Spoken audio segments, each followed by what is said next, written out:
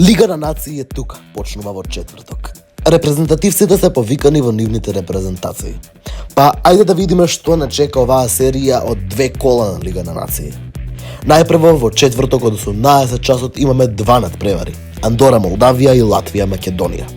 За нас сигурно ќе биде поинтересен овој вториот. Како што вели селекторот Милевски, репрезентативците на Македонија се прашуваат за изгледот на табелата каде што учествуваме, зашто нормално нашите репрезентативци треба да се потрудат, бидејќи во претходните две кола одигра нерешено со Фарските острови. Мислам дека нашите репрезентативци ќе победат тука. Понатаму во 20 часот и 45 минути имаме повеќе надпревари, од кои два би ги оквалификувал како дерби мечеви. Мечот Италија-Белгија е сигурен дерби надпревар каде што сигурно ќе има многу возбудливи моменти, бидејќи двете репрезентации имаат врвни играчи. Иако, например, Белгија е ослабната бидејќи Де Брујне и Кортоа нема да играат.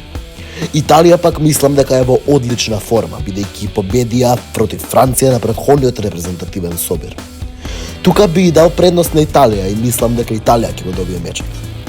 Вториот надпревар кој јас би го квалификувал како дерби од таа вечер е и Англија-Грција.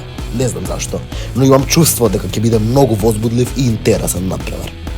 Грција се доста добар противник, како се знае дека пред отприлика една година изигра нерешено против Франција. Англија важи нормално за фаворит, бидејќи има поквалитетен состав, но сепак мислам дека ќе биде возбудливо.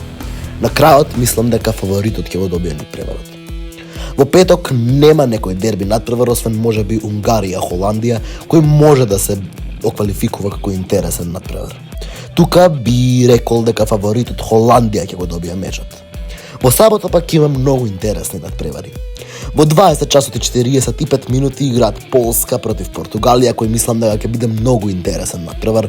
Два квалитетни тима, но мислам дека фаворитот Португалија ќе го добие мечот. Но исто така уште два надпревари кои може да се наречат така наречено дерби се Србија, Швајцарија и Шпанија, Данска. Србија, Швајцарија мислам дека ќе биде многу тесен надпревар и мислам дека ќе заврши неречено. Во мечот Шпанија, Данска пак мислам дека Шпанија ќе го добие надпреварот, иако ќе биде многу возбудлив и тесен надпревар. Понатаму во недела играат пак нашите репрезентативци во 18 часот. Македонија се соочува против Арменија, но овој пат на гостински терен.